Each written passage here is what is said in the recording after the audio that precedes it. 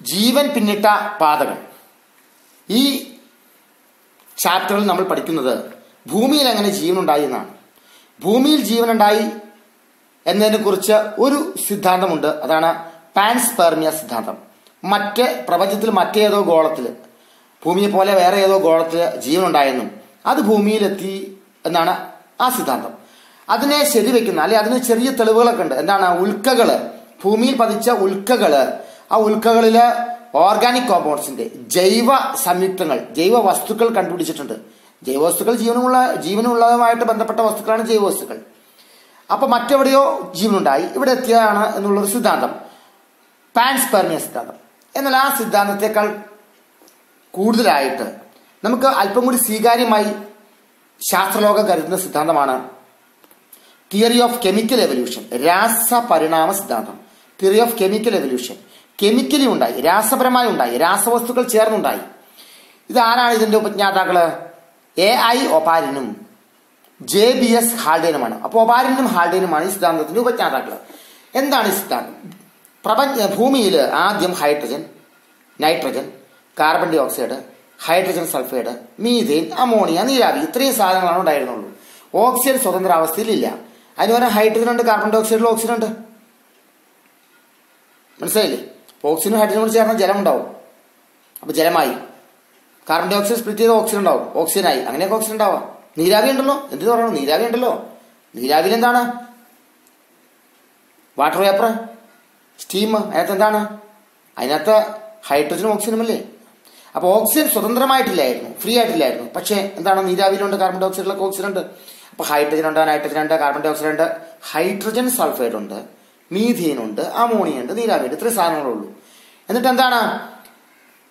സമുദ്രങ്ങൾ ഉണ്ടാവുകയാണ്, ഓഷ്യൻസ് ഉണ്ടാവുകയാണ്. ഭൂമി തണുത്ത്, നല്ല ചൂടുള്ള ഒരു ഗോളമായിരുന്നു ഭൂമി, അത് തണുത്ത് അന്തരീക്ഷത്തിൽ നീരാവി ഘനീഭവിച്ചു.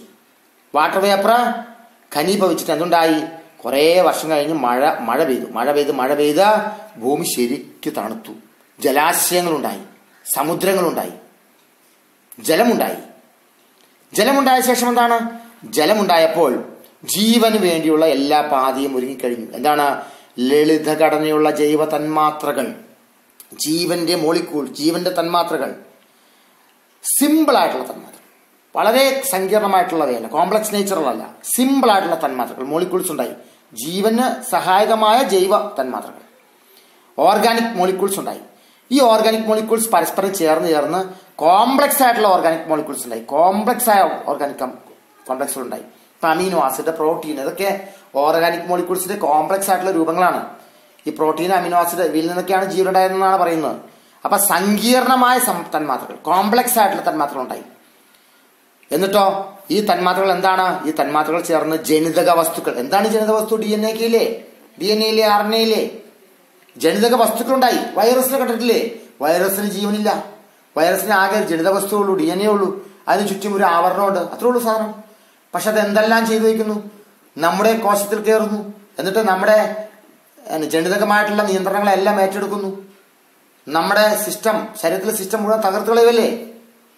അപ്പൊ ജനിതക വസ്തുക്കളുണ്ടായി, പ്രോട്ടീനുകളുണ്ടായി. ജനിതക വസ്തുക്കളാണ് പ്രോട്ടീൻ നിർമ്മിക്കുന്നത്. കഴിഞ്ഞ വീഡിയോയിൽ പറഞ്ഞില്ലേ?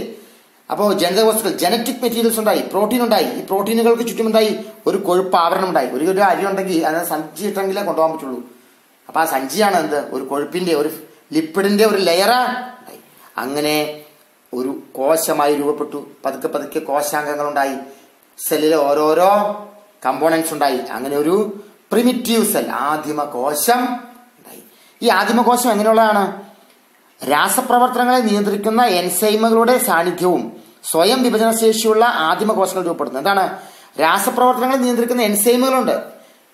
കെമിക്കൽ റിയാക്ഷനെ കൺട്രോൾ ചെയ്യുന്ന എൻസൈമുകൾ ഈ കോശത്തിലുണ്ട്, ഈ സെല്ലിലുണ്ട്. പിന്നെയോ സ്വയം വിഭജനം, സെൽഫായിട്ട് മൾട്ടിപ്ലൈ ചെയ്യാൻ പറ്റും. ഒരു കോശം മറ്റൊരു കോശമാകുന്നു. ഒരു സെൽ ഡിവൈഡ് ചെയ്ത് വേറെ സെല്ലുകളാകുന്നു.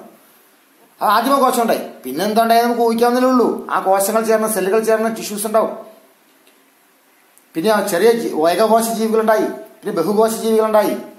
മൾട്ടി സെല്ലുലാർ ആനിമൽസ് ഉണ്ടായി. അവസാനം മനുഷ്യരുണ്ടായി. അപ്പൊ ഇതാണ് എങ്ങനെയാണ് പ്രപഞ്ചത്തിൽ ഭൂമിയിൽ ജീവനുണ്ടായത്. ഇതൊരു ഫ്ലോ ചാർട്ട് വരെ വേണമെങ്കിൽ ചോദിക്കാം. അല്ലെങ്കിൽ ആദിമകാലത്ത് ഭൂമിയിലുണ്ടായിരുന്ന വാതകങ്ങൾ എന്തെല്ലാമാണ്, അത് ചോദിക്കാം. അങ്ങനെ ചോദിക്കാം. അപ്പൊ ഇത് കൃത്യമായിട്ട് മനസ്സിലാക്കാം.